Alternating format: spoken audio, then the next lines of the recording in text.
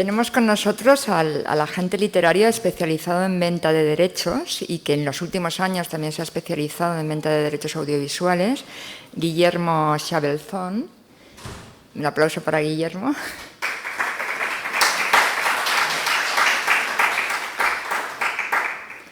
Y que hablará y tendrá un debate interesante con Maite Goñi, que es directora de contenido audio y digital.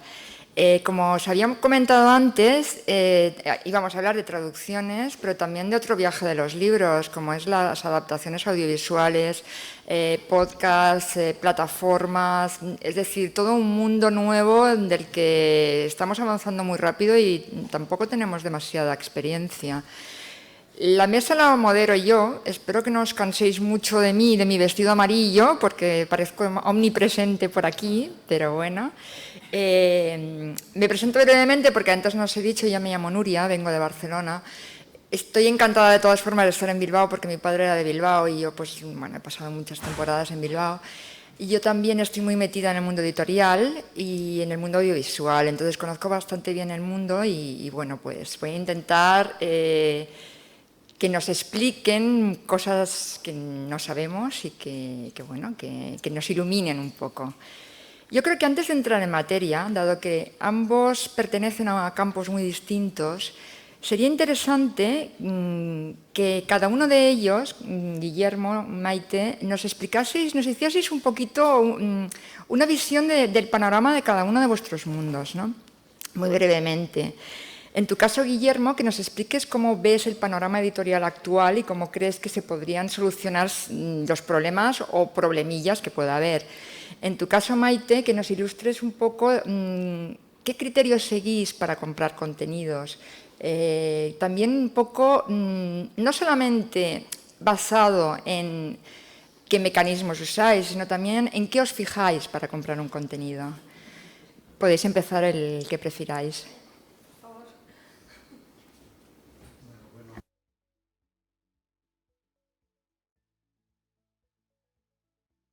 Ahora sí, gracias. Esta pregunta no la tenía preparada, no me había dicho. Entonces, no es que no sepa, sino que es difícil sintetizarla en unos minutos. Yo diría que el eje, primero, perdón, en general mi visión y lo que voy a decir es una visión desde el punto de vista, desde la mirada del escritor. Cada vez más a lo largo de mi carrera, porque fui funcionario de todas las multinacionales, tuve editoriales independientes en Argentina, en México, pero cada vez más me he ido orientando a la mirada del escritor, de la escritora, que es lo que me parece más importante y más complicado. Yo diría que hoy la forma de aproximarse a lo que pasa en el mundo editorial es que está dividido en tres partes muy desiguales. La gran industria editorial, que en la lengua castellana son solo dos, Planeta y Penguin Random House. Uno tiene 50 sellos, el otro tiene 140 sellos. Las características las conocemos, hay una gran orientación comercial, una gran orientación internacional o multinacional. Y, bueno, luego siguen las editoriales que llamamos independientes, que yo prefiero llamarlas editoriales pequeñas. ¿Por qué? Porque un día el señor José Manuel Lara, presidente y propietario de Planeta, me dijo, ¿ser independiente es que tenga un dueño? Pues Planeta es independiente, pero yo soy el dueño. Y no, Planeta no es independiente. Por lo tanto, preferí llamarlas editoriales pequeñas. Y hay un tercer sector que es el de la autoedición, que era un sector poco apreciado por la gente del mundo del libro, pero que se ha impuesto por volumen, por interés de los escritores y por interés de los lectores, porque si no, no existiría. Es una actividad editorial muy diferente que, si cabe, podremos hablar. Entonces, dentro de esos sectores tenemos el de la gran empresa orientada a la tecnología y que ha hecho un proceso en el que el área editorial, los famosos comités editoriales del siglo XX, etcétera, se han ido reemplazando por las áreas comerciales y de marketing, han ido tomando decisión en función de los algoritmos, porque lo que publican es porque quieren vender. ¿Por qué quieren vender? Que es muy lícito, porque necesitan obtener un margen de beneficios para que sus accionistas o sus inversores no saquen el dinero y se lo lleven a otra actividad. Es así de simple. La editorial pequeña tiene unos objetivos muy diferentes. Por lo pronto tiene muy pocos gastos porque están basadas en una o en dos personas, en algún colaborador, con muy poco gasto, con muy poca infraestructura. Entonces, ¿dónde se produce el gran cambio? En que la necesidad de ejemplares que tiene que vender para subsistir es mucho menor. ¿Esto qué determina? Que lo que en unas editoriales, el mismo libro que en una editorial es un fracaso, en otra editorial puede ser un éxito. Quiere decir que si yo publico un libro, no soy escritora, así que no soy un buen ejemplo, pero cualquiera publica un libro en una editorial muy grande y se venden 2000 ejemplares, dentro de esa editorial se va a vivir como un fracaso y difícilmente le publican el siguiente. En cambio, en una editorial pequeña, si vende 2000 ejemplares, es un éxito extraordinario y lo van a estar invitando a tomar un café o a comer a ver cuál es su próximo libro. Y esto no es una sensación que tiene que ver con las emociones. No estoy hablando de ese terreno. Es una sensación que tiene que ver con el proyecto profesional de una escritora o un escritor. Para aclarar que es un tema polémico en el mundo intelectual, no literario, yo hablo del escritor o la escritora profesional, aquel que tiene por objetivo llegar a vivir de su trabajo. Nada más que eso, que es un derecho elemental. Considerar escribir es un trabajo muy extraño en el mundo del capital, porque se trabaja 1 año, 2 años, 3 años sin cobrar, y después se va a cobrar al final, y no por lo que ha trabajado, sino por lo que se venda, que es el trabajo del editor. Entonces, esta es una diferencia enorme entre ser autor en una gran editorial o ser autor en una pequeña editorial. Y el otro trabajo enorme es que si uno tiene éxito en una pequeña editorial, ser muy cuidadoso antes de hacer un cambio por una propuesta, como se decía en una época en Madrid, mediante el talón, ¿no? Es verdad, los grandes grupos ofrecen los talones de más ceros, pero hay que concebir el proyecto de un escritor como una profesión. Y agrego una pequeña cosa más y dejo el tema de la autoedición para otro momento, que es, me refiero a los escritores que escriben porque quieren escribir, porque es una pasión, una compulsión, un deseo, una decisión. Eso para mí es la escritora o el escritor profesional. El que no es eso es la escritora o el escritor comercial, a quien no me voy a referir porque no es lo mío. ¿Qué es el escritor comercial? Aquel que escribe aquello que se va a vender, que cree que se va a vender. No sé si respondo al panorama. Sí, estoy completamente de acuerdo. Bueno, pues en primer lugar, muchísimas gracias por la invitación. Estoy encantada de estar aquí, rodeada de gente que tiene que ver con el mundo editorial, para presentarme y para que mis palabras las contextualicéis, porque no soy del mundo editorial. Estoy de directora ahora mismo de las radios y de audio de EITV, con lo cual está en mi mano pues, todo este proceso que estabas comentando de búsqueda de temas, formatos, etcétera, todo lo que tenemos entre manos. Entonces, un poco por intentar aportar algo, una visión más práctica, os contaré pues, cómo hacemos nosotros para elegir todo este tipo de qué escritores, qué audiolibros, qué ficciones sonoras, cómo queremos hacer, ¿no? Tenemos como dos procesos bastante naturales. Además, sabéis que somos una radiotelevisión pública, entonces nos ceñimos a lo que es toda la contratación pública. No podemos hacer tampoco en ningún momento todo lo que, en todo momento lo que nos gustaría. Entonces tenemos como dos vías, que una es muy natural, que es el proceso. Nosotros tenemos una estrategia muy clara, tenemos que establecer cuál es el target, si queremos llegar a unas personas concretas, más jóvenes, más maduras, el target en general. Entonces, a través de eso vamos identificando qué contenidos pueden ser ideales para ese target. Quiere decir, lo mismo quiere decir contenidos de temas como formatos. Puede ser un podcast, un videopodcast, puede ser una ficción sonora, un audiolibro o un audiovisual que vayamos a ponerlo en las redes sociales.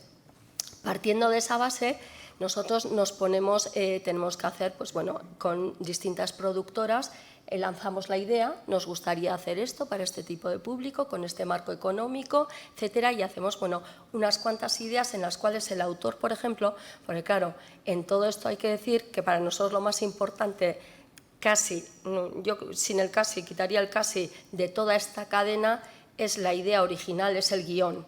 Y todo se basa en el guión, sobre todo en las ficciones sonoras, en el audiolibro, por supuesto, etcétera, o en cualquier película. Entonces, en ese sentido, nosotros lo que estamos buscando es buenos guiones y muchas ideas de guiones para poder producir. En ese sentido, podemos hacer, esa es la opción A, y la opción B, nosotros podemos recibir ofertas. Ofertas en el sentido de ideas o tenemos este proyecto, etcétera. Entonces, muchas veces los escritores también se ponen en contacto con nosotros para ver pues, cómo pueden hacer llegar a nosotros un guión suyo, etcétera.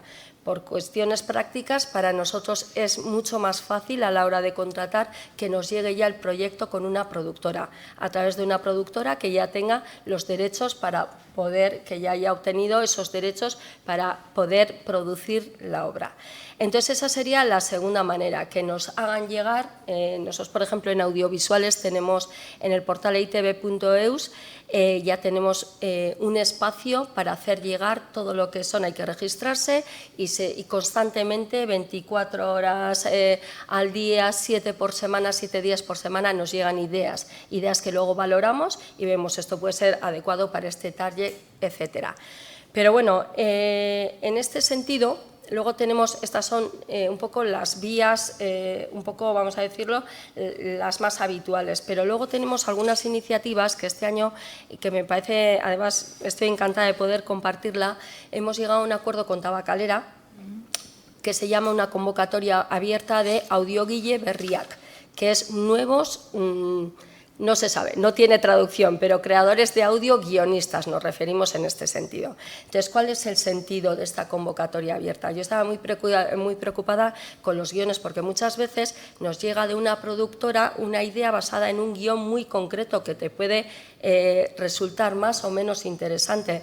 Entonces, a mí lo que me gustaría es poder jugar con un montón de guiones que diga, pues esto me parece bien producirlo para aquí, para allá, o para este otro target, o para este soporte que tengamos. Entonces, en esta convocatoria abierta lo que hemos hecho es unirnos con Tabacalera, que tiene mucha experiencia en audiovisual, y queremos generar impacto en la industria de audio del País Vasco, en todos los matices de la cadena, en todas las partes. Entonces, ofrecemos una convocatoria abierta para nuevos guionistas que se presentan. Hemos hecho este año la primera edición y de esas elegimos tres ideas de guiones. Esos tres guiones, esas tres personas o grupos o parejas o lo que sea, reciben una mentorización, tutorización. Este año ha sido de la mano de Arcaizcano, porque somos conscientes de que no es lo mismo escribir para una película, para algo audiovisual o para el mundo del audio. El guión es completamente diferente, lo sabéis porque escucháis ficciones sonoras seguramente y sabéis que la manera de transmitirlo es muy diferente. Entonces, en lo que nos gustaría es incidir en eso, en el guionista propio para el mundo de audio. porque bueno, por suerte tenemos más para audiovisual, pero para audio hay muy poquito. Entonces, de estas 3 propuestas que han sido lanzadas, que han sido mentorizadas y que han sido trabajadas de la mano de Arcaizcano, en este caso hemos seleccionado la ganadora, que es de Rigor Mortis, de Xavi Paya, y la vamos a producir para noviembre, para cuando anunciemos la segunda convocatoria. O sea que os invito a participar en la segunda convocatoria, si disponéis también pues, de ese tiempo para esa mentorización, etcétera. Y luego, este año, como queríamos darle un impulso importante a la convocatoria, también hemos elegido la segunda, en la que ha quedado finalista, que es Encantea, de Odeia Rastoa y de Garazi Urkola, y que también, pues como guionistas, hemos adquirido dentro de la convocatoria esos 2 guiones y luego los hemos llevado a producir. Están los 2 en el horno, como quien dice. Entonces, para noviembre, pues ya podremos contar, para noviembre-diciembre, con estas 2 obras que surgen de esta convocatoria.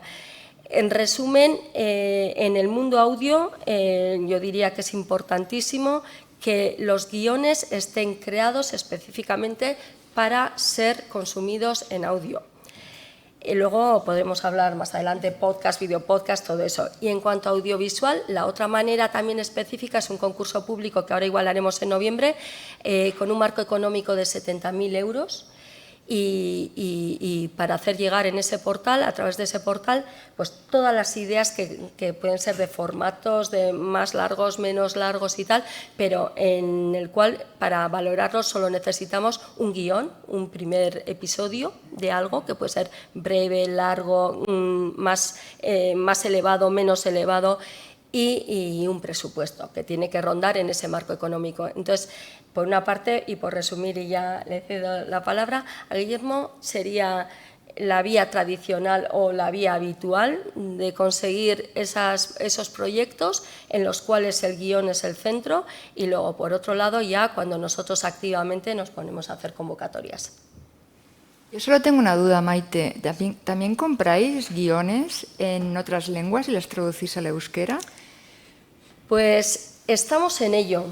Y la respuesta va a ser sí, o sea, va a ser en este momento concreto no, porque todavía no ha cuajado algunas de las vías que tenemos en marcha, porque todavía somos muy jóvenes y estamos abriendo distintas vías. Igual, para que os hagáis una idea, en diciembre ahora hemos lanzado 2 plataformas en EITV. Una es la de audiovisual, Primeran, que es todo contenido en euskera, audiovisual. La segunda es Makusi, que es la de los niños, todo contenido audio y vídeo y de todo de niños. Y ahora, bueno, pues os digo con mucha ilusión que en diciembre vamos a lanzar la plataforma de audio que va a incorporar toda la oferta que tenemos, Universo Audio Total, más todas las producciones nuevas de encargo que estamos haciendo. Con lo cual, lo que quisiera es animar, porque necesitamos mucho contenido para alimentar las 3 plataformas. Entonces, y no me quiero repetir, pero el guión es lo más importante, o sea que está claro. Perfecto. Guillermo, en tu caso nos has señalado un tema importante. Has abierto un melón, que es el de los grandes grupos editoriales y el de las pequeñas editoriales. Claro, cuando nos vamos al mundo audiovisual, en este momento, ¿crees que se está abriendo la mentalidad, se está abriendo el mundo de las productoras y de las plataformas? ¿Y tiene posibilidades de llegar a despertar el interés de una productora o de una plataforma, una novela publicada por una pequeña editorial o una novela autoeditada, o simplemente una novela buena pero que no ha tenido el éxito de ventas esperado? ¿Crees que tienen cabida? Yo creo que sí tiene cabida, pero no, las cosas no suceden solas. Primero, que he escuchado muy atentamente lo que dijo Maite, que es tremendamente interesante, pero que está centrado en una política del País Vasco que me parece magnífica, de promoción de la lengua y de los guiones realizados aquí. Mi mirada es diferente, es internacional, o sea, al revés, del otro lado, y no desde la productora, sino desde el escritor. en ese caso importa muy poco en qué lengua escribe, porque cuando vamos a salir a buscar una producción internacional no vamos a ir en euskera, ni en catalán, vamos a ir en inglés, que lamentablemente, perdón, no me gusta, pero es así, es la lengua que se ha impuesto en el mundo de los negocios.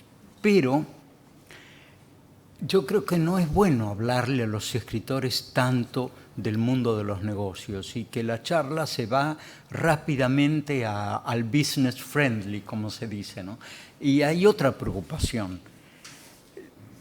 El tamaño del editorial no determina de ninguna manera la posibilidad de una gran producción internacional. Casi diría al revés, porque el concepto de vender un proyecto ha cambiado. El mundo digital nos ha hecho modificar aquello que considerábamos que era lo habitual durante 50, 100 años. Y hoy no podemos ir a vender.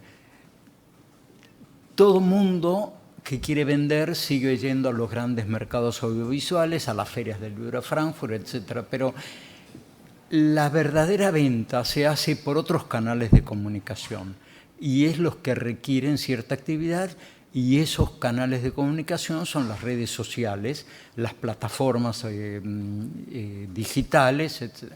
Entonces, nos encontramos con el absurdo para mí personalmente por una cuestión cronológica, ¿no? Que el sistema tradicional en el que hemos crecido, en el que he crecido y donde íbamos a las ferias con la maletita y una cita cada media hora para convencer de los derechos, cuando llegamos a esas ferias, esos derechos ya están vendidos. Entonces, la única forma, en mi concepción, de la venta de una idea para llegar a donde tú dices, es que nos compren. No por vía de la oferta tradicional, sino que lo que llamábamos la venta es producir el interés suficiente para que nos vengan a comprar lo que tenemos que ofrecer. Y eso no depende del tamaño del editorial. Un editorial grande que publica 100 novedades cada mes, como Penguin Random House, 100 nuevos libros cada mes, dividido, no sé, los domingos no abren las librerías en muchas ciudades, pero dividido 25 son no sé cuánto, 5 libros por día, una cosa, no, 5 por 2, sí, 5 libros por día. Esto es una locura. Esa misma editorial, ¿cómo se va a ocupar de esos 100 libros para obtener otras posibilidades? No puede.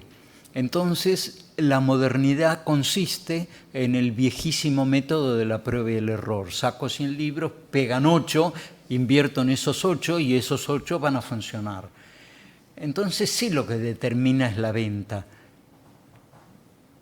pero no de la manera que estábamos acostumbrados, sino que es la venta la que motiva que un área del editorial, o si el autor tiene una agencia literaria, reaccione y logre que se interesen por eso. El pequeño editor, que obviamente cada vez defiendo más porque me parece lo más humanamente cercano a la escritora o al escritor, publica un libro al mes, o menos, o 2, y tiene unas posibilidades de ocuparse de ese libro de esta manera. Lo cual nos lleva al paso que solo voy a decir el título y tú dirás, Nuria, cómo se incorpora, que es ¿de qué derechos, quién es el propietario de todos los derechos de propiedad intelectual de la obra que un escritor ha concebido y que es un producto de la creación humana y que no ha podido ser reemplazado por la inteligencia artificial? No sé si lo será o no, es imposible saber. El avance de la inteligencia artificial, ya lo hemos visto en la charla anterior, es muy acelerado. Ahora, ¿logrará reemplazar ese elemento de creatividad que aporta la persona? No lo sabemos. Por ahora, no.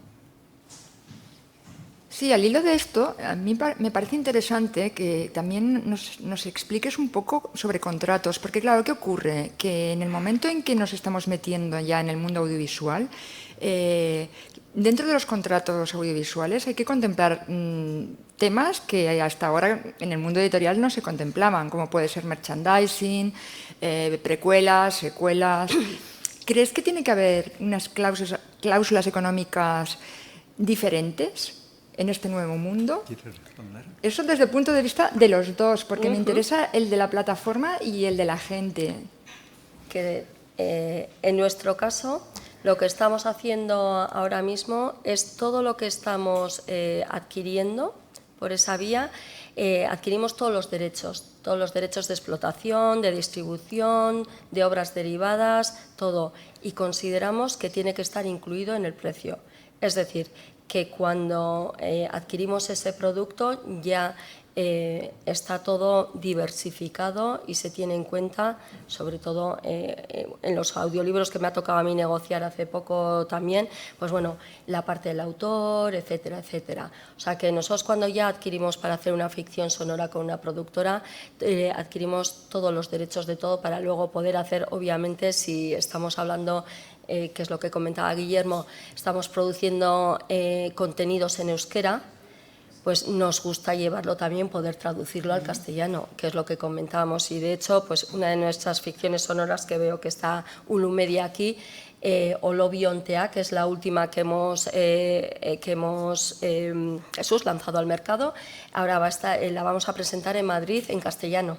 Y será nuestra primera experiencia y estamos muy ilusionados con eso, para ver también, además del diseño sonoro maravilloso que tienen estas ficciones sonoras, que a la vista está porque tienen menciones en los Ondas, etcétera, para ver si también nuestras historias, que es lo que comentaba Guillermo, que están escritas desde aquí, con un punto de vista, a lo mejor aparecen escenarios más locales, bueno, lo estamos viendo en Netflix y en otras plataformas todos los días, ¿no? A ver si pueden ser también un reclamo en ese sentido para construir el país.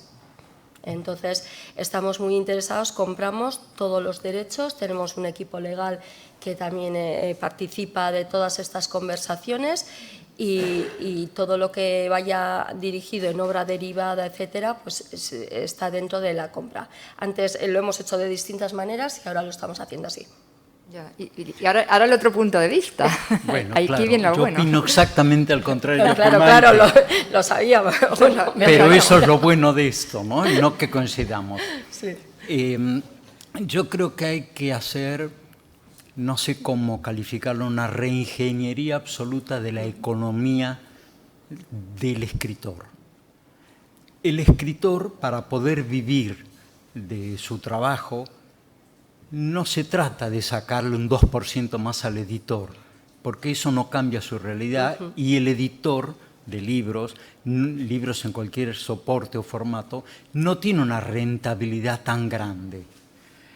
Entonces, la manera en que el escritor puede modificar su economía es teniendo el control de lo que se llaman sus derechos derivados, subsidiarios, secundarios, que son todos aquellos derechos de explotación, palabra que nos gusta mucho en el mundo de la escritura, pero es muy clara, todos los derechos de explotación de lo que ha producido.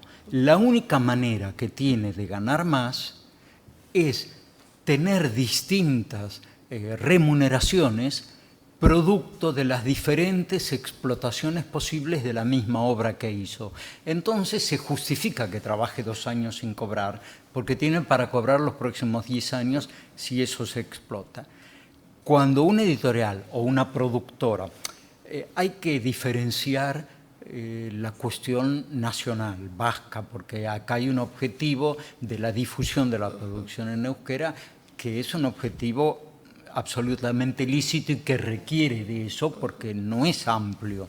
Si el País Vasco tuviera como lengua el inglés, la situación sería muy diferente. No sé si mejor o peor, pero otra, no cabe duda, por el mercado que tiene la lengua. Entonces, si el autor compromete todas esas opciones de derechos subsidiarios y el comprador no toma compromisos en tiempos de concreción de esos proyectos, se produce un efecto de bloqueo. Quiere decir que cuando el autor dice, me ha aparecido un editorial en Granada que quiere hacer 500 ejemplares de mi libro y me paga 500 euros y me invita a Granada y a mí me encanta y me vienen muy bien los 500 euros, no, los derechos no los tengo, no los tiene el autor. Esto es la caricatura.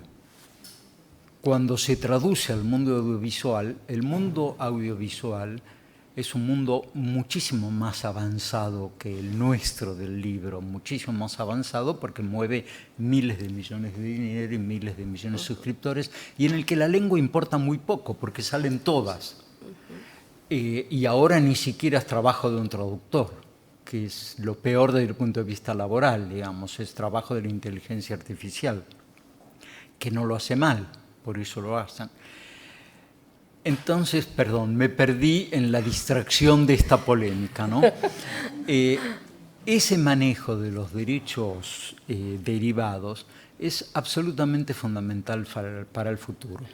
Y si la compra de un guión para una producción en euskera o en euskera y castellano me exige la cesión de todos esos derechos como algo inamovible y a mí como escritor me conviene igual, sí, pero tiene que tener compromisos mutuos, porque el problema de la contratación entre una productora o una editorial y un autor es que es un contrato entre una parte muy fuerte y una parte muy débil.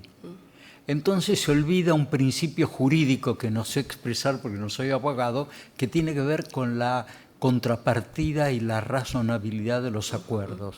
Bueno, me exiges todo, perfecto. ¿Y qué me ofreces?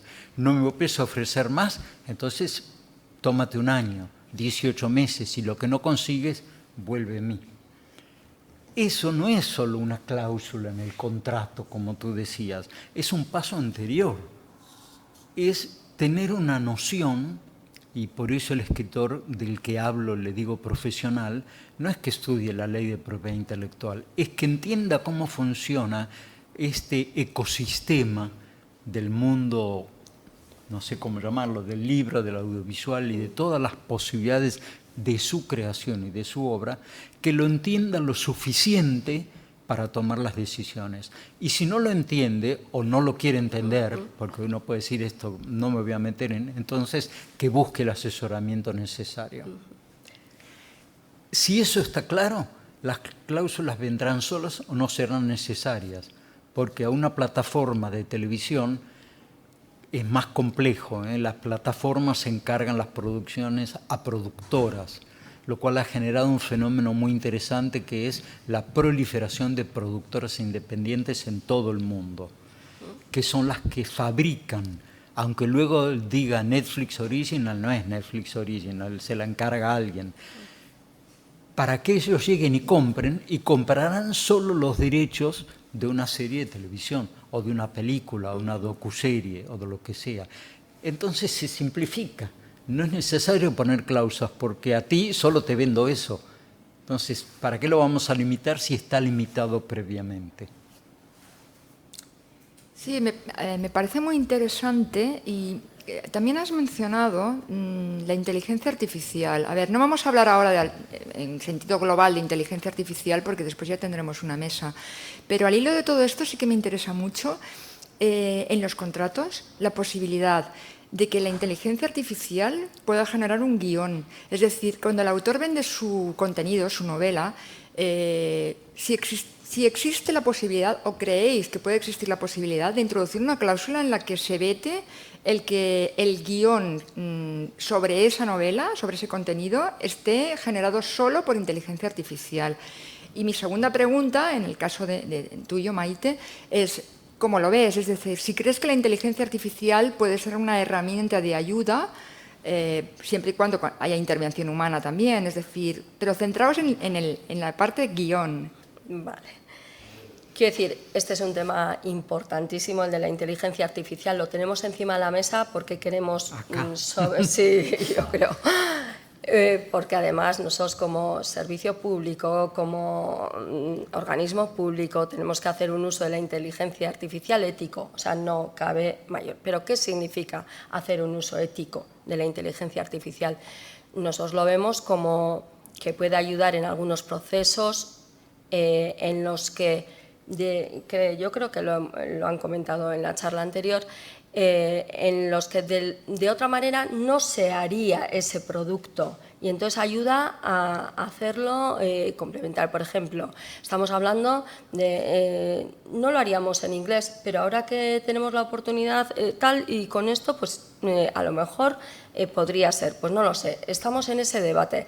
De todas maneras, nosotros con inteligencia artificial, como queremos también dar pasos, ir hacia adelante, en una de las ficciones sonoras que estamos, por poner un ejemplo, que estamos haciendo ahora, que estamos creando ahora mismo, pues vamos a recuperar clonada la voz de una persona que ya ha fallecido, con todos los derechos de todos los familiares y de todos sus herederos, etcétera, porque nos parece que puede dar un valor añadido a esa ficción sonora.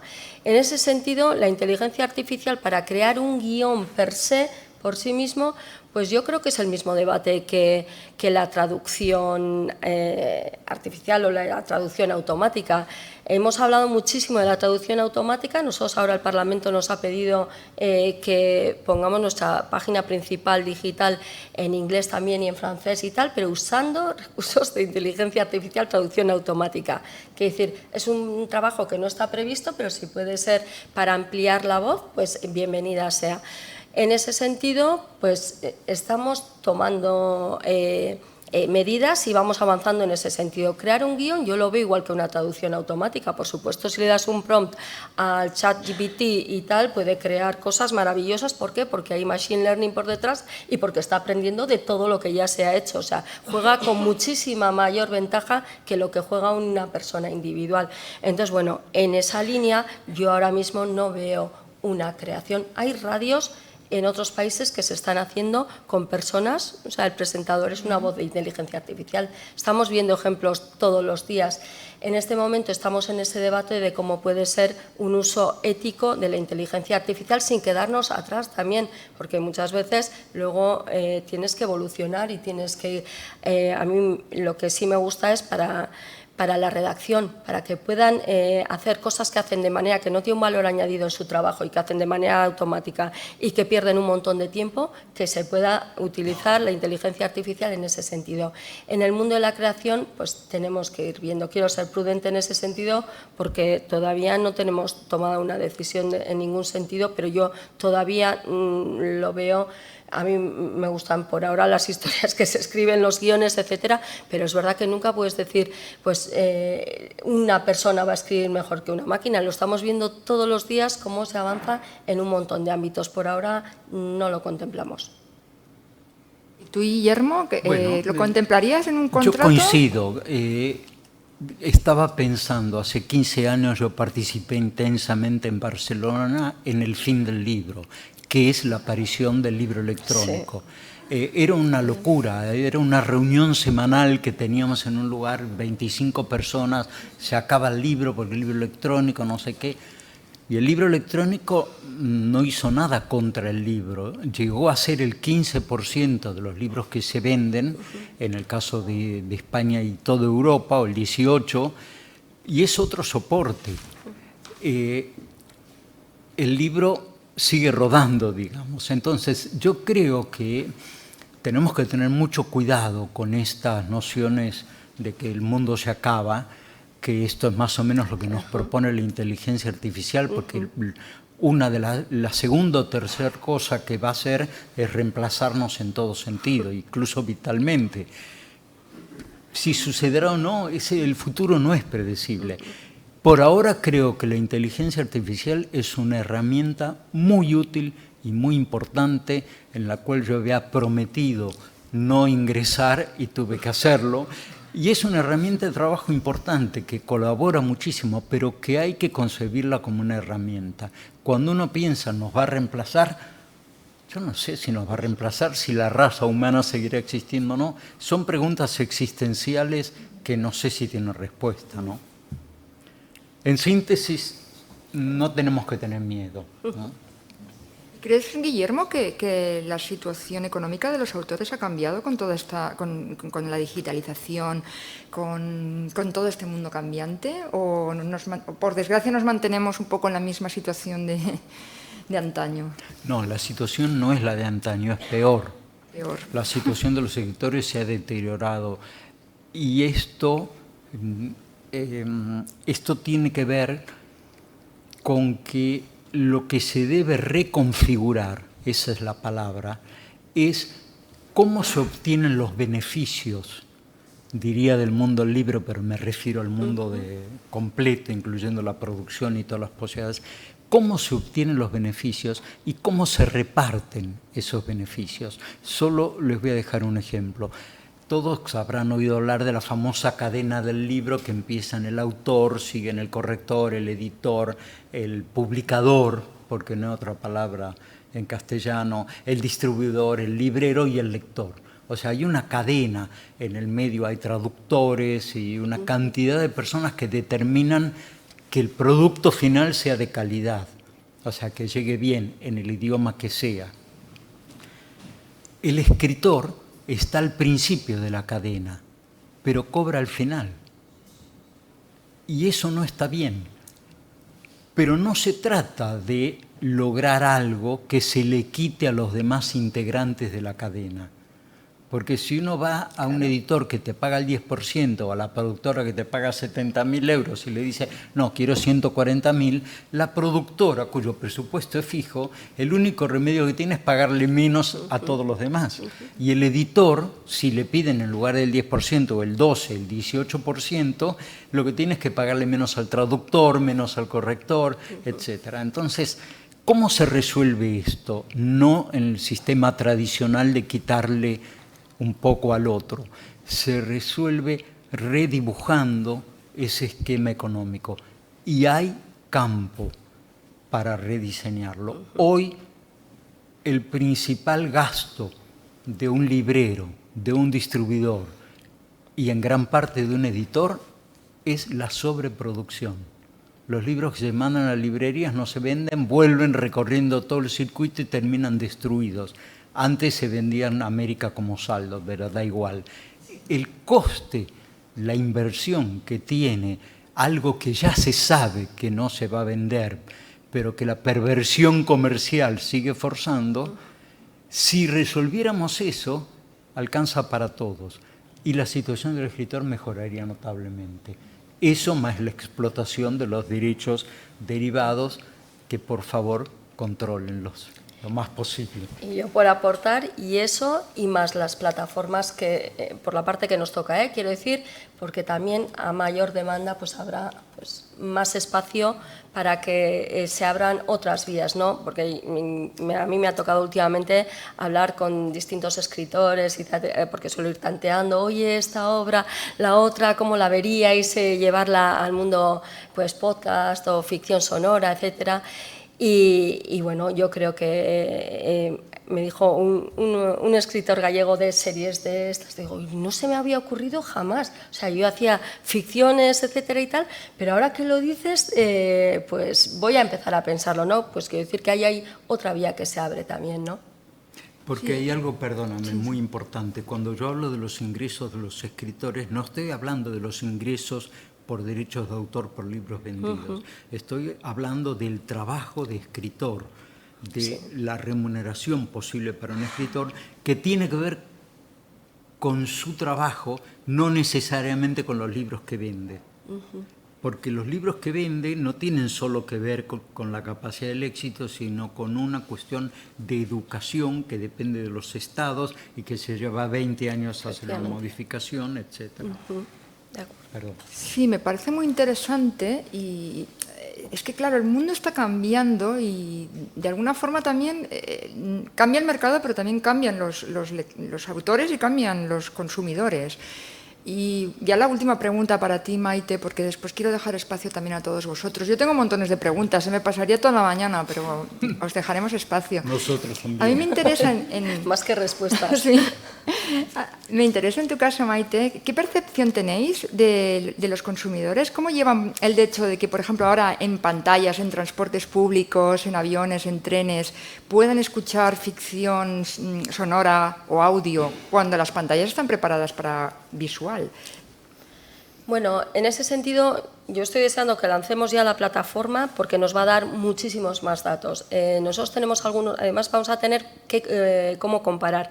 Estamos haciendo el mismo producto en audio y en podcast, por ejemplo, solo podcast de audio y el mismo producto en video podcast, con el valor añadido no de ninguna imagen que vaya a añadir nada a la historia, sino que les vean las caras o las expresiones y tal, que ya es bastante de valor añadido.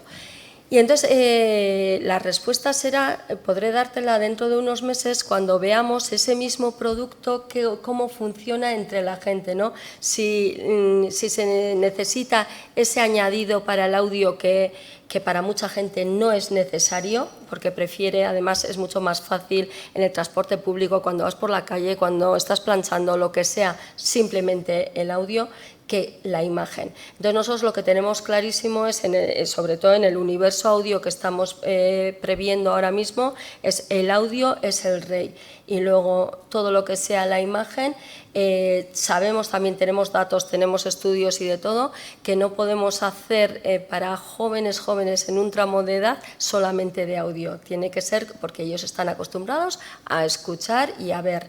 Entonces estamos diversificando el producto y la gran mayoría, no, todo lo que estamos haciendo ahora mismo para público Gastea, que es lo que en inglés, o Young Adults, o lo que se suele decir ese público 18-30, por ahí va con vídeo.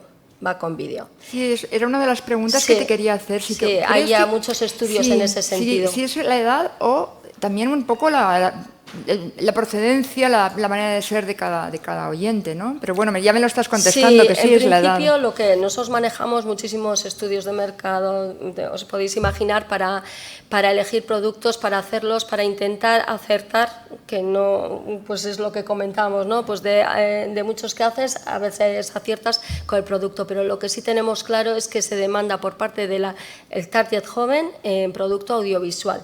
Entonces hacemos dos versiones, una con audio, la otra video podcast. Cada vez el video podcast va subiendo un poco más. Antes teníamos muy pocos, ahora vamos teniendo más y ahora ya casi estamos medio cediendo, entre comillas, de decir, bueno, pues vamos a hacer ya partiendo por la versión video podcast.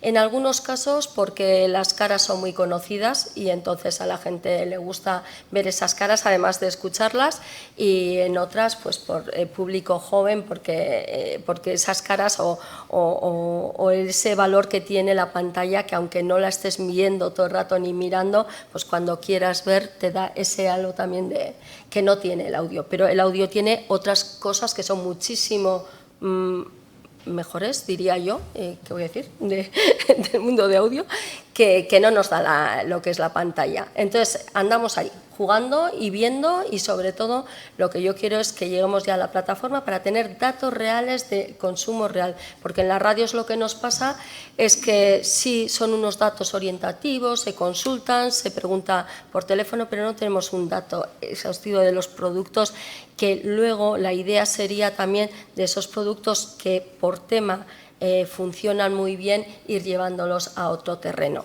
Y llevándolos a otro terreno, que puede ser pues diversificando un poco, ¿no? Ahora ya tenemos una visión mucho más compacta de grupo y entonces pues muchas veces hacemos un estreno en una de las plataformas para que luego vaya otro brazo de ese producto de otra manera, pues en uno vaya más visual, el otro no el mismo producto, sino una variación de ese producto. Por eso es importante para nosotros el poder disponer de esa variación, ¿no? Ahí andamos. Bien, pues os dejo paso a las preguntas. Hemos empezado 5 minutos tarde, pero todavía nos pueden quedar 5 o 10 minutos para preguntas vuestras.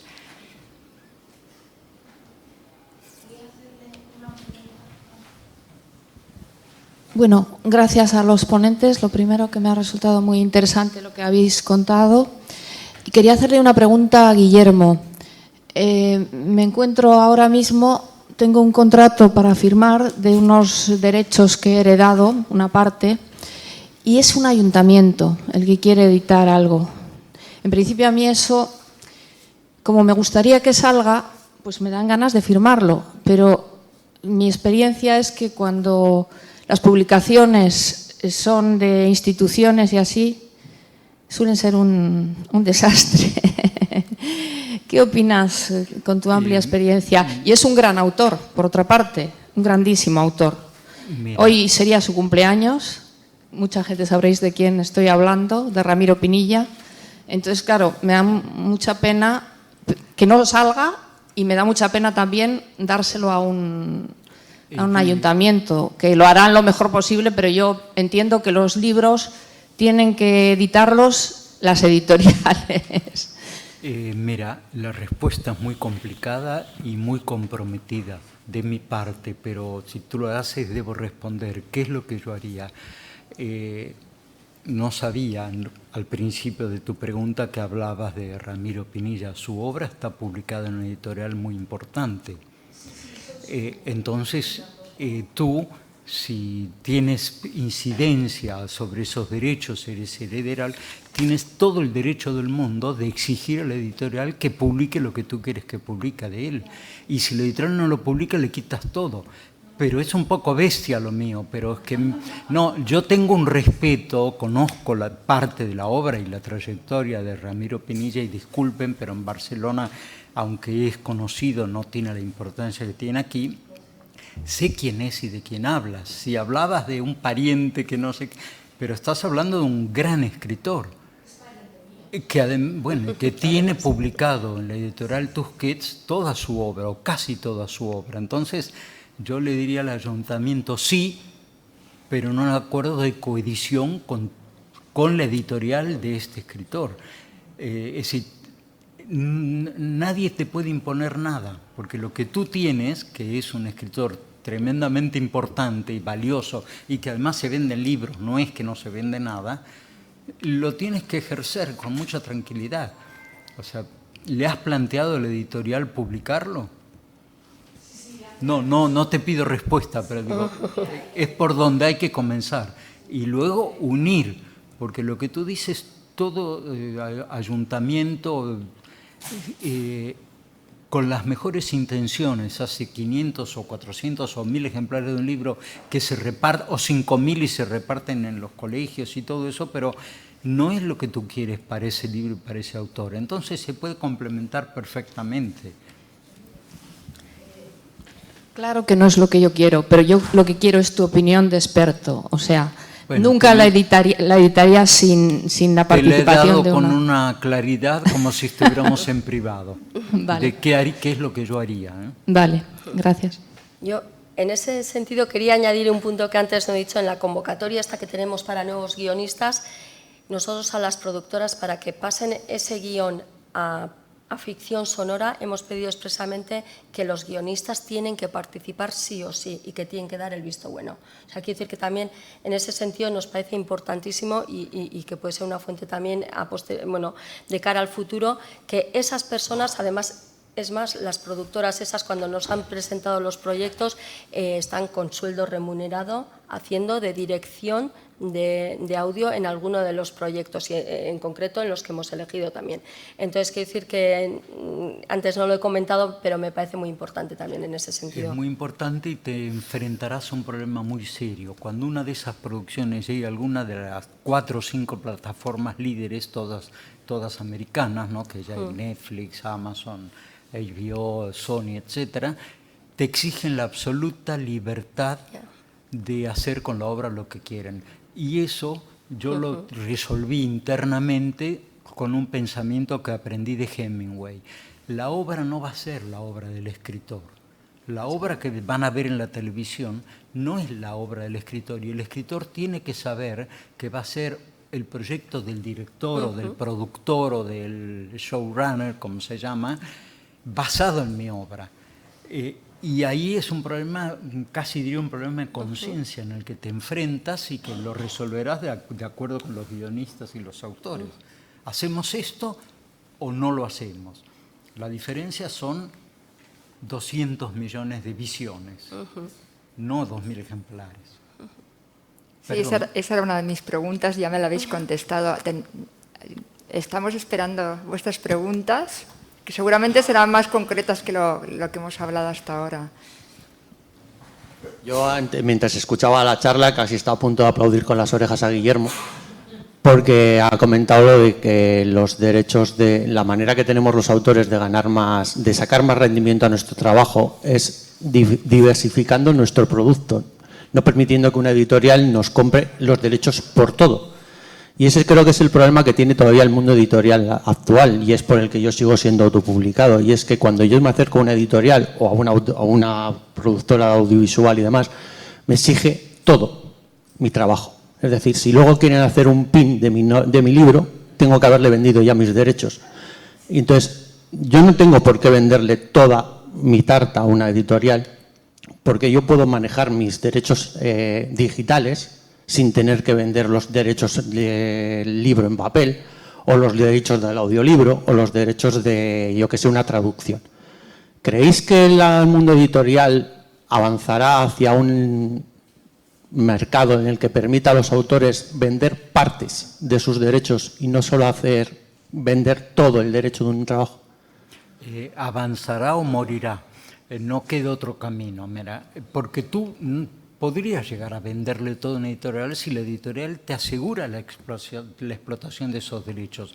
Si la editorial no quiere asegurártelo, si los quiere retener 5 o 7 años o 10 de un contrato, hasta legalmente eso no está permitido. Lo que pasa es que yo dejo la legalidad fuera porque la justicia no es lo que necesitamos, algo que en 3 meses se resuelve. Entonces, ¿te vas a meter en un conflicto legal de 15 años? No.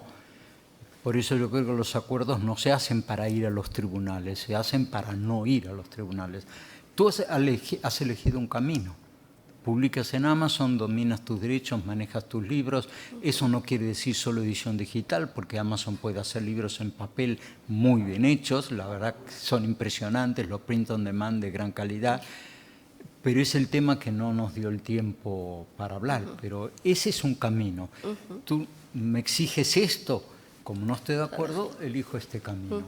Ahora, hay que tener algunas habilidades informáticas, comerciales, o contratarlas. En el momento de contratarlas hay un gran problema. El 70% de las empresas son que ofrecen autoedición, que luego lo ponen en Amazon o en otras plataformas, son muy poco serias. Entonces, bueno, hay que hacer un trabajo de selección, pero eso lo hacemos todos los días en la vida, ¿no? Pero sí, o van a avanzar y van a cambiar, o van a morir. ¿Pero por qué van a morir? Porque si no obtienen los beneficios que les exigen sus accionistas, que unos están en Alemania, otros están en Cataluña, pero piensan igual, se acaba ese trabajo.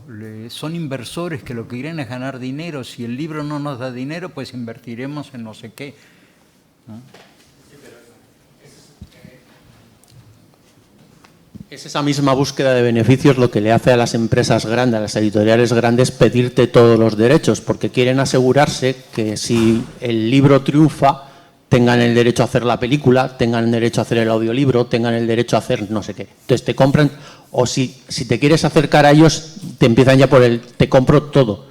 No puedes acercarte a ese mundo editorial si no les vendes todo, aunque luego te digan, no, el contrato es por 9 años y al 6º año no hayas tenido una traducción de tu libro, no hayas visto el libro en una plataforma de audiolibro. Te lo compran todo. Es más, por ejemplo, ahora Planeta directamente te compra los derechos de todo tu libro y te lo publica solo en digital. Tiene varios sellos que publican solo en digital, ni siquiera el libro en papel.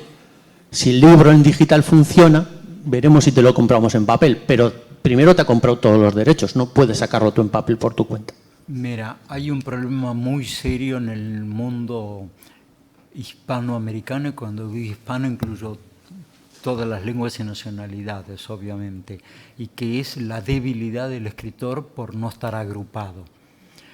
Tú no puedes exigir eso en Estados Unidos porque la Asociación de Escritores Norteamericanos hace como los guionistas, hace una huelga y el primero que quiere que la huelga termine es Netflix, que es el más grande. Ahora, ¿por qué pueden hacerlo? Porque están agrupados, en Francia pasa lo mismo, la Sociedad General de Escritores, de Libros, no, Sociedad General de Autores, tiene un poder de negociación que hace 1 año y medio llegó a un acuerdo con la Sociedad General de Editores, donde están todos los editores, sobre los mínimos. Pues la situación de Francia no crean que es tan buena, ¿no?, comparada con la nuestra. Esa dificultad de agremiarse o de agruparse es algo sobre lo que yo no puedo opinar, pero ahí está la base del ejercicio del poder del que es más grande. Perdón, nunca firmaría contratos de más de 5 años porque yo he visto a lo largo de los últimos 30 años que un autor que va a una editorial, la editorial dice te quiero publicar, la editorial le impone un contrato que cuando hay en el medio un agente literario no se lo impone. El contrato tiene 5 años, si al año no... Es que hoy un libro tiene éxito o fracasa en 3 meses. No es que dentro de 3 años se impone. Entonces le puedes dar 1 año. Primero. Segundo, si tiene éxito y van a hacer una explotación de otro derecho, ya sea como televisión, etcétera, ¿cómo se reparten los ingresos? Porque yo he visto contratos en que dicen todos esos ingresos se repartirán por partes iguales. Quiere decir que te cobran una comisión del 50%, me parece un poco mucho. Entonces, ¿eso qué requiere? Que los contratos no se firmen sin leer. Porque si alguien tiene la capacidad de escribir una novela, un libro de autoayuda o lo que sea, tiene la capacidad de leer un contrato. No hablo de las leyes, sino de las cosas básicas. Sí, es bien cierto. Por eso estás en Amazon, que no es el amor de mi vida, Amazon, pero bueno, manejas tú, tienes el control. Sí. De todas formas, si queréis, lamentablemente por temas de tiempo tenemos que terminar esta charla, pero si queréis después podéis preguntar directamente a los ponentes sobre temas a mí concretos. Me puede escribir cualquiera, Sí, pero perfectamente. mi mail incluso. es mi nombre, guillermo@shavelson.com. Mi apellido es muy difícil, lo buscan en Google, pero yo respondo a todo y supongo que Maite igual. Sí, un poco más tarde o un poquito antes. Depende del tiempo, pero... Es que es un tema tan interesante que estaríamos horas hablando, pero es que los temas que vienen a continuación también lo son y seguramente también van a generar debate. Bueno, pues no tengo nada más que despedir a nuestros ponentes, a Guillermo y a Maite. Un fuerte aplauso para ellos y muchísimas gracias.